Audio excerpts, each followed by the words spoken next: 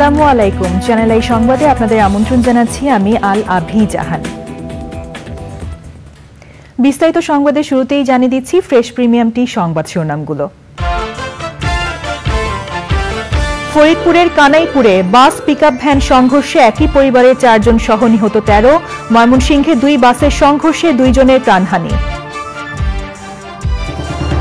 শ্রম আইন লঙ্ঘনের মামলায় ডক্টর ইউনুস সহ ৪ জনের জামিন বাড়ল ২৩শে মে পর্যন্ত।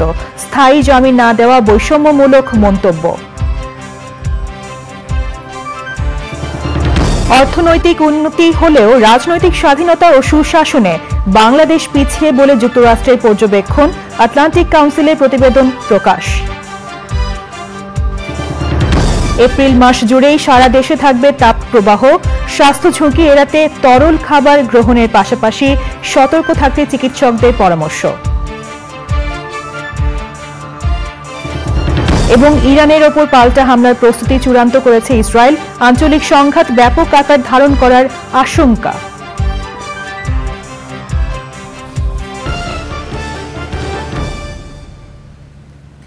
সংবাদ শিরোনামগুলো জানাচ্ছিলাম। এখনকার এই সংবাদ আয়োজন একই সঙ্গে চ্যানেল আই এর ইউটিউব চ্যানেলে এবং চ্যানেল আই এর ওটিটি প্ল্যাটফর্ম আই স্ক্রিনে লাইভ স্ট্রিম হচ্ছে। ফরিদপুর ও ময়মনসিংহে সড়ক দুর্ঘটনায় ১৫ জন নিহত হয়েছে, আহত হয়েছে আরও ২০ জন। ফরিদপুরে সড়ক দুর্ঘটনায় আহত ৫ জনকে বঙ্গবন্ধু শেখ মুজিব মেডিকেল কলেজ হাসপাতালে ভর্তি করা হয়েছে। ফরিদপুরে নিহতদের ৪ জন একই পরিবারের সদস্য। প্রতিনিধিদের পাঠানো তথ্য ও ভিডিও চিত্রে সাদিয়া ওমরের রিপোর্ট। ঢাকা খুলনা মহাসড়কের ফরিদপুরের কানাইপুরের দিকনগর এলাকায় ঢাকা থেকে মাগুরার দিকে যাওয়া ইউনিক পরিবহনের বাসের সঙ্গে ফরিদপুরের আলফাডাঙ্গা থেকে আসা পিকআপ ভ্যানের সংঘর্ষ হয়। এতে ঘটনাস্থলেই নিহত হন ১১ জন। আহত কয়েকজনকে হাসপাতালে নেওয়ার পর আরও ২ জনের মৃত্যু হয়। পুলিশ জানিয়েছে নিহতরা সবাই পিকআপ ভ্যানের যাত্রী।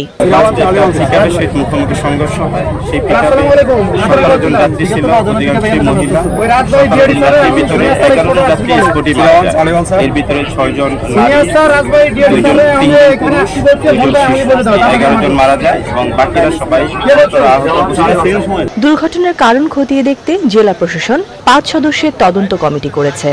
নিহতদের প্রত্যেকের পরিবারকে ৫ লাখ এবং আহতদের ৩ লাখ টাকা করে সরকারের পক্ষ থেকে দেওয়া হবে বলেও জানিয়েছেন ফরিদপুরের জেলা প্রশাসক কামরুল আহসান তালুকদার।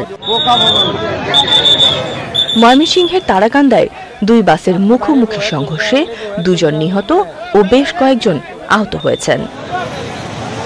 Sadia Omar, channel I.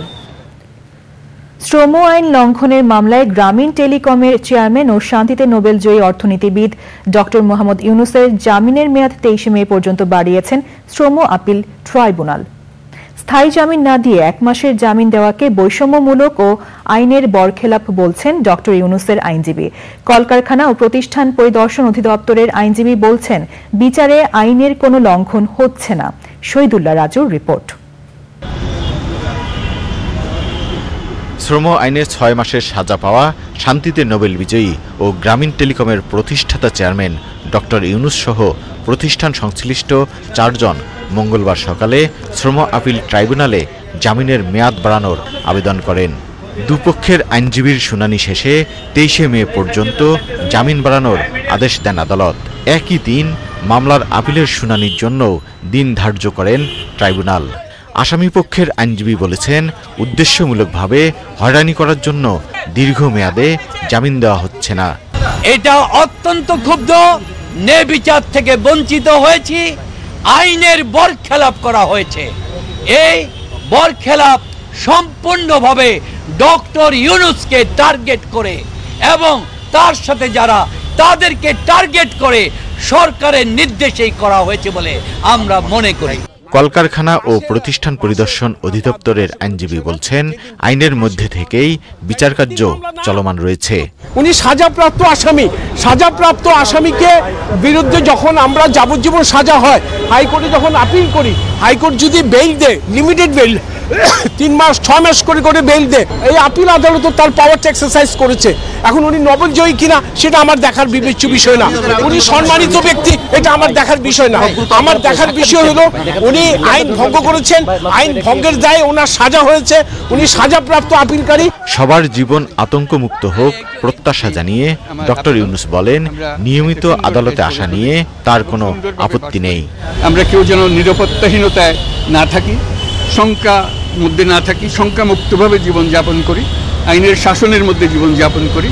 আমরা যে সমস্ত স্বপ্ন বাস্তবায়ন করতে যাই যার যার মতো করে, বিশেষ করে তরুণদের মনে যে সমস্ত স্বপ্ন আছে এবং আরও স্বপ্ন আসবে, সেই স্বপ্নগুলো যেন আমরা পূরণ করতে তাদেরকে সহায়তা করি। ডক্টর ইউনূসের বিরুদ্ধে 2021 সালের 9 সেপ্টেম্বর শ্রম আইন লঙ্ঘনের অভিযোগে মামলা করে কলকারখানা ও প্রতিষ্ঠান পরিদর্শন অধিদপ্তর। 2 বছরের বেশি সময় পর মামলার রায় ঘোষণা করেন আদালত।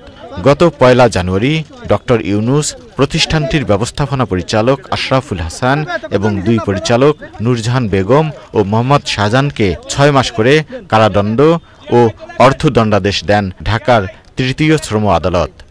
Shahidullah Raju, channel I, Dhaka. বাংলাদেশ অর্থনীতিতে উন্নতি করলেও রাজনৈতিক স্বাধীনতা ও সুশাসনে বাংলাদেশের অবনতি অব্যাহত রয়েছে বলে যুক্তরাষ্ট্রের আটলান্টিক কাউন্সিলের প্রতিবেদনে উল্লেখ করা হয়েছে। রাজধানীতে বৈশ্বিক সুশাসন ও সমৃদ্ধি বিষয়ে এই প্রতিবেদন উপস্থাপন করে জানানো হয়, বিশ্বের দেশগুলোর মধ্যে অধিকাংশ ক্ষেত্রে স্বাধীনতা বঞ্চিত ক্যাটাগরিতে আছে বাংলাদেশ।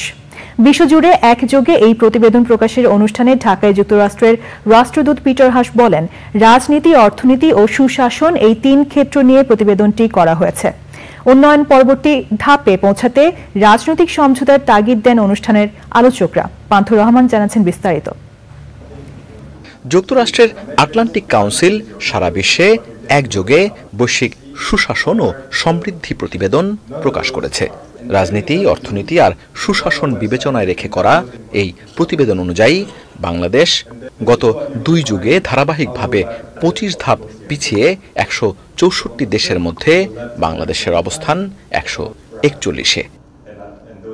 প্রতিবেদন অনুযায়ী অর্থনৈতিক সমৃদ্ধি হলেও রাজনৈতিক স্বাধীনতা ও সুশাসনে পিছিয়ে বাংলাদেশ।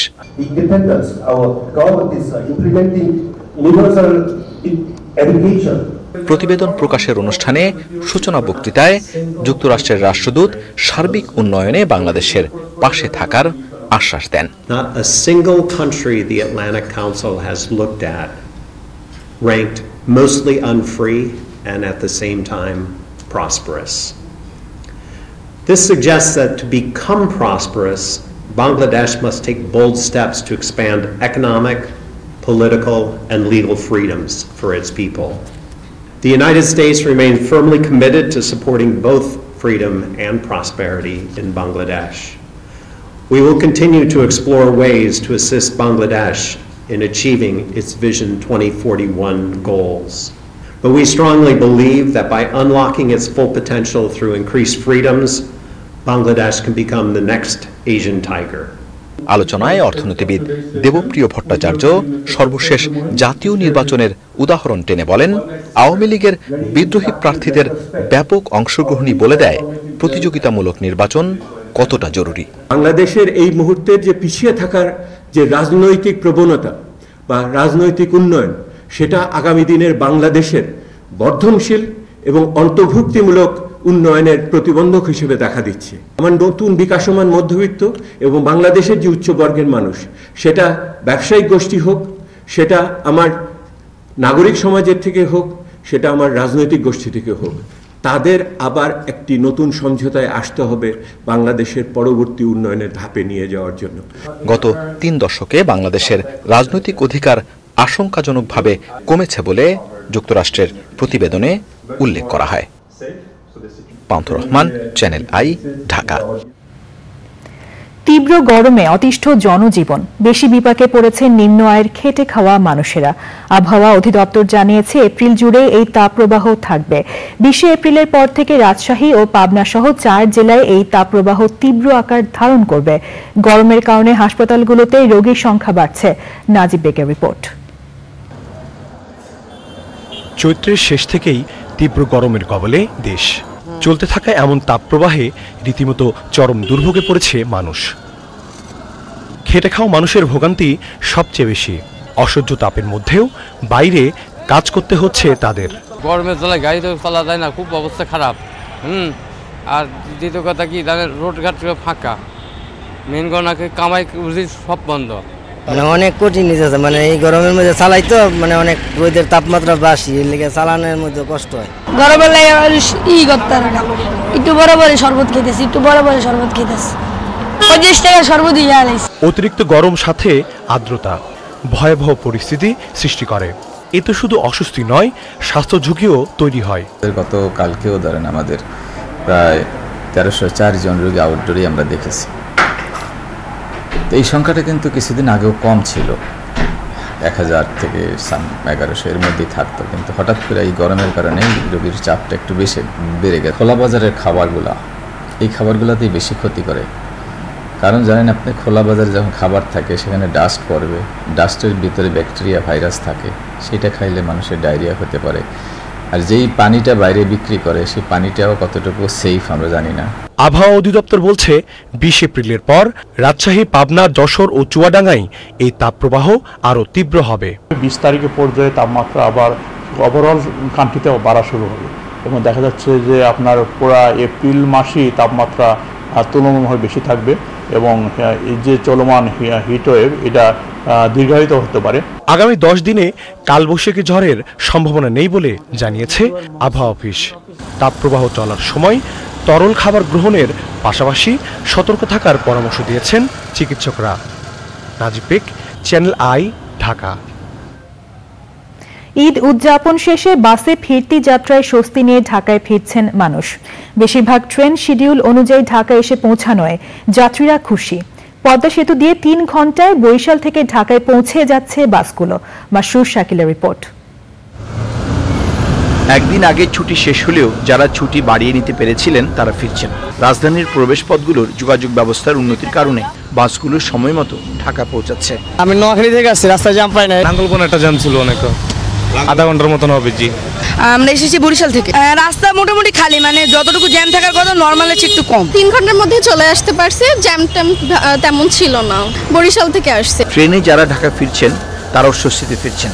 বেশিরভাগ ট্রেন সময় মতো কমলাপুর পৌঁছে যাচ্ছে। আমাদের যাত্রা যেমন স্বস্তির হয়েছিল, যাত্রীরা যে সন্তোষ প্রকাশ করেছেন, ঠিক ঈদ ফেরত যাত্রাও আমাদের সমাজ জনসাধারণ তাদের নির্দিষ্ট গন্তব্য হতে যথাসময় এবং নিরাপদে ঢাকা এসে পৌঁছতে পেরেছেন। ধীরে ধীরে ঢাকা শহরের রাস্তাগুলোয় গাড়ির চাপ বাড়ছে। Masrur Shakil, channel I, Dhaka. ইতিহাসে প্রথমবারের মতো রোববার ইসরায়েলকে লক্ষ্য করে হামলা চালিয়েছে ইরান। জবাবে ইসরায়েলও প্রতিশোধ নেওয়ার উপায় খুঁজছে। এমন অবস্থায় জানা গেছে ইরানের ওপর পাল্টা হামলার প্রস্তুতি চূড়ান্ত করেছে ইসরায়েলি বিমান বাহিনী। এতে আঞ্চলিক সংঘাত ব্যাপক আকার ধারণ করতে পারে বলে আশঙ্কা করছেন বিশ্লেষকরা। বিস্তারিত মাহফুজুল হাসানের রিপোর্টে। ইরানের ড্রোন এবং ক্ষেপণাস্ত্র হামলার জবাব ইসরায়েল কিভাবে দেয় তার উপর অনেকটা নির্ভর করছে ইরান ও ইসরায়েলের মধ্যে চলমান সংঘাতের পরিণতি। এর মধ্যেই বার্তা সংস্থা আনাদোলু জানিয়েছে ইরানের উপর সম্ভাব্য হামলার প্রস্তুতি চূড়ান্ত করেছে ইসরায়েলি বিমান বাহিনী। ইসরায়েলের পাবলিক ব্রডকাস্টার কেএন বলেছে তেল আবিব সীমিত প্রতিক্রিয়া দেখানোর পরিকল্পনা করছে, যা ইরানকে সর্বাত্মক যুদ্ধ এড়ানোর সুযোগ দেবে। কেএন আরও বলেছে ইসরায়েল গাজা উপত্যকাকে প্রধান যুদ্ধক্ষেত্র হিসেবে রাখতে চায় এবং ইরানকে যুদ্ধে দ্বিতীয় ফ্রন্টে পরিণত করতে চায় না। এর আগে ইরানের হামলায় ক্ষতিগ্রস্ত নেভাতিম বিমান ঘাঁটি পরিদর্শনের সময় ইসরায়েলের ডিফেন্স ফোর্সেসের chief of staff lieutenant general Herzi Halevi বলেছেন ইরানকে মিসাইল এবং ড্রোন হামলার পরিণতি ভোগ করতে হবে। তার এই মন্তব্যের পর মধ্যপ্রাচ্য জুড়ে যুদ্ধের আশঙ্কা তৈরি হয়েছে। ইরানের পারমাণবিক স্থাপনায় ইসরায়েল হামলা করতে পারে এমন আশঙ্কার কথা জানিয়েছেন জাতিসংঘের পারমাণবিক পর্যবেক্ষণ প্রধান। হামলার শঙ্কার কারণে উদ্বেগ প্রকাশ করে এই পরিস্থিতিতে সর্বোচ্চ সংযম দেখানোর আহ্বান জানিয়েছেন তিনি। ইসরায়েলের ভূখণ্ডে ইরানের হামলার পর দুদিনে 4 বার জরুরি বৈঠক করেছে ইসরায়েলের মন্ত্রিসভা। পাল্টা হামলার কৌশল নির্ধারণে আলোচনা হয়েছে বলে জানিয়েছে বিভিন্ন সংবাদ মাধ্যম। ইসরায়েল জানিয়েছে যুক্তরাষ্ট্রকে সঙ্গে নিয়ে সমন্বিতভাবে ইরানের উপর হামলা চালাতে চায় তারা। তবে যুক্তরাষ্ট্র বলেছে তারা ইরানের উপর সরাসরি কোনো হামলায় অংশ নেবে না। জাতিসংঘ মহাসচিব অ্যান্টনিও গুতেরেস বলেছেন এই অঞ্চল আরেকটি যুদ্ধের ধকল সইতে পারবে না। দুপক্ষকেই সহনশীল আচরণের পরামর্শ দিয়েছেন তিনি। Mahfuzul Hasan, channel I. এবার বিরতির পর যা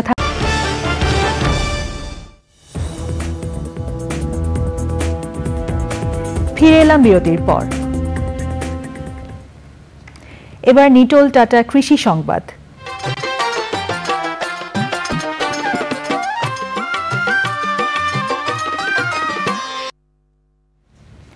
বিদেশ থেকে পেঁয়াজ বীজ আমদানি না করতে সরকারের প্রতি অনুরোধ জানিয়েছেন ফরিদপুরের চাষিরা। অনুকূল আবহাওয়া ও হস্ত পরাগায়নের মাধ্যমে গতবারের চেয়ে এবার পেঁয়াজ বীজের ফলন ভালো হলেও পেঁয়াজ বীজ বিক্রি করে কোনো বছরই খুব বেশি লাভবান হতে পারেন না তারা। বিএডিসির কন্ট্রাক্ট গ্রোয়ার্স প্রকল্প চালু রাখারও দাবি জানিয়েছেন চুক্তিবদ্ধ চাষিরা। ফরিদপুর থেকে সাদাত হোসেন তিতুর পাঠানো তথ্য ভিডিওচিত্রে সুদীপ্তা মাহমুদের রিপোর্ট। শতভাগ ঝুঁকি থাকার পরও এ অঞ্চলের মাটির গুণাগুণের কারণে বংশ পরম্পরায় পেঁয়াজ বীজ আবাদ করেন চাষিরা। বৈশাখ মাসেই কালো সোনা খ্যাত পেঁয়াজ বীজ ঘরে তুলবেন তারা, যার প্রতিমনের দাম প্রায় 1 লাখ টাকা। তবে বিদেশ থেকে পেঁয়াজ বীজ আমদানি করায় প্রতিবারই পেঁয়াজ বীজ বিক্রি করতে গিয়ে লোকসানে পড়েন চাষি। ফরিদপুরে পেঁয়াজ বীজ ব্যাপক হারে উৎপাদন হয়। সরকার যদি সহসাধ্যে ঋণ দিত তাহলে আরো আমরা ব্যাপক হারে আবাদ করতে পারতাম। হার কায়দা নাই, সরকার যেটা আমাদের একটা পলিস্টার করে দিত তাইলে আমরা পেঁয়াজ আরো উৎপাদন বেশি করতাম। যদি বাইরে তো কোনো বীজ না আনে, পেঁয়াজ বীজটা আমাদের দেশের বীজ দিয়ে বীজ করে পেঁয়াজও বেশি হবে, আমাদের বীজ উৎপাদনও বাড়বে। অনেক লোক বীজ বেশি করে সবাই খুবই মানুষ করে নাই বাইরে বীজ আর বাইরে বীজ আমদানি করা বন্ধ করলে আমাদের বাংলাদেশে উৎপাদনে স্বয়ংসম্পন্ন আমরা হব। ভালো মানের বীজ ও চাষিদের ভালো দাম পেতে হলে বিএডিসির কন্ট্রাক্ট গ্রোয়ার্স প্রকল্পটি চালু রাখা প্রয়োজন। সরকারের কাছে আমাদের কৃষকদের একটা আবেদন থাকবে যে এই প্রকল্পটা যেন চালু থাকে। আমরা চুক্তিবদ্ধ চাষি যারা আছি এরা আমরা বীজ দিতে পারবো এবং সরকারও লাভবান হবে, আমাদের কাছ থেকে ভালো বীজ পাবে আমরা উৎপাদনকারী চাষি, এবং আমার সরকারের কাছ থেকে যারা বীজ নিবে তারাও লাভবান হবে এবং ভালো বীজ নিতে পারবে। ভোক্তাদের প্রয়োজনেই অনেক সময় পেঁয়াজ বীজ আমদানি করতে হয়, তবে চাষিদের অগ্রাধিকার দিয়েই যে কোনো পদক্ষেপ নেওয়ার সিদ্ধান্ত নিয়েছে সরকার।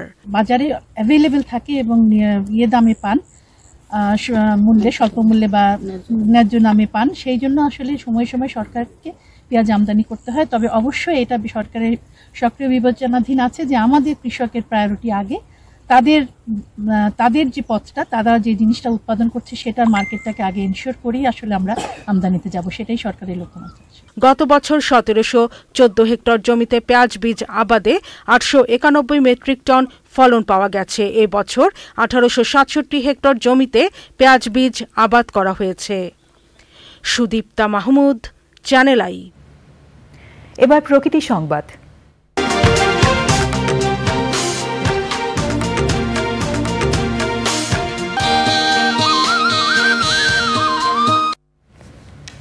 সিরাজগঞ্জে বিদ্যুতের খুঁটিতে মাকড়সার জালের মতো ঝুলছে বিভিন্ন সেবাদান প্রতিষ্ঠানের তার। নষ্ট হচ্ছে শহরের পরিবেশ ও সৌন্দর্য, বাড়াচ্ছে নিরাপত্তার ঝুঁকিও। বিপজ্জনকভাবে ঝুলতে থাকা এ সকল তারের কারণে শর্ট সার্কিট সহ বড় ধরনের দুর্ঘটনার আশঙ্কা করছে স্থানীয়রা। তবে তার সরাতে কর্তৃপক্ষের নেই কোনো উদ্যোগ। ফেরদৌস রবিনের পাঠানো তথ্য ভিডিওচিত্রে আলিম আল্লাজির রিপোর্ট। সিরাজগঞ্জ শহরের প্রধান সড়ক সহ বিভিন্ন রাস্তায় শত শত বিদ্যুতের খুঁটিতে ঝুলছে ইন্টারনেট সহ সেবাদান প্রতিষ্ঠানের অসংখ্য তার। কয়েকটি স্থানে মাটিতেও রয়েছে তারগুলো। অপরিকল্পিতভাবে রাখার কারণে বিদ্যুৎ ও ইন্টারনেট সংযোগের জন্য অপরিহার্য তার এখন সিরাজগঞ্জ শহরবাসীর আতঙ্ক। একজন যদি একটা অবৈধ কারেন্টের লাইন জ্বালাবার নয়, দেখা যায় যে প্রশাসনের লোক যা ধরে, কারেন্টের লোক যা ধরে, কিন্তু এটা তো একবারে সব দেখতেছে যে বলে এত তার, তাহলে এটাও সরকার দেখতেছে না, সরকারি লোক দেখতে, তারা তো কিছু কয় না। শহরের মধ্যে এটা জঙ্গল দেখা যায়, এগুলা ঝুঁকিপূর্ণ, এগুলা পরিষ্কার থাকলে ভালো দেখা যায়, আগুন ধরতে পারে, বিভিন্ন অসুবিধাই হয় জনগণের। এই মাকড়সার জালের মতো বিস্তারিত করা আছে, এগুলা তো যে কোনো সময় দুর্ঘটনা ঘটতে পারে। তা আমরা চাচ্ছি যে এই তারগুলা একটু সুন্দরভাবে একটা ব্যবস্থা করে দিয়ে তারগুলা যেন সরা দেয় এবং শহরটাকে পরিষ্কার পরিচ্ছন্ন করে। বিটিআরসি ও internet service provider association of বাংলাদেশের চুক্তির মেয়াদ শেষ হলেও বিদ্যুতের খুঁটির ব্যবহার করছে সংস্থাটি। তারের এমন জঞ্জাল শহরের পরিবেশ ও সৌন্দর্য নষ্টের পাশাপাশি ঘটছে নানা দুর্ঘটনা। বিদ্যুতের লাইনে, ডিশের লাইন, ইন্টারনেটের লাইন প্রচুর যে একটা মাকড়সার বাসার মতন, জালের মতন হয়ে থাকে। তো এরকম দুর্ঘটনা আমরা প্রতিনিয়ত পেয়ে থাকি। গত সপ্তাহে আমরা এরকম একটা দুর্ঘটনা পেয়েছি সিরাজগঞ্জ সদরে, যে ডিশের লাইন, ইন্টারনেট লাইন যেখানে ছিল সেখানে অগ্নিকাণ্ড সংঘটিত হয়েছে। আমাদের একটা টিম গিয়ে আগুনটা নির্বাপন করেছে। বিদ্যুতের লাইন, বিদ্যুতের তারা থাকবে, এখানে আদার্স অন্য কোনো আপনার যে ডিশের লাইন, ইন্টারনেটের লাইন এগুলো থাকা উচিত না। আর এইগুলো যদি থাকে, এই ধরনের যদি আদার্স অন্যান্য তার থাকে, তাহলে অগ্নি নিরাপত্তার ঝুঁকি খুবই বেশি থাকে। এবং এই ধরনের ঝুঁকি থাকার কারণে, এরকম ঝুঁকি থাকার কারণে আপনার অগ্নি নিরাপত্তার দিন দিন বৃদ্ধি পাবে এবং জনগণের যান এবং মালের নিরাপত্তা হানি হওয়ার সম্ভাবনা খুবই বেশি থাকবে। শহরের অগোছালো তারের বিরুদ্ধে ব্যবস্থা নেওয়ার বিষয়ে অনেকটাই উদাসীন নেসকো কর্তৃপক্ষ। পরিবেশ ও প্রতিবেশ রক্ষার পাশাপাশি দুর্ঘটনা এড়াতে তারের জঞ্জাল অপসারণে দ্রুত ব্যবস্থা গ্রহণের দাবি শহরবাসীর। আলিমাল রাজি, প্রকৃতি ও জীবন ডেস্ক, চ্যানেল আই। এবার খেলার খবর।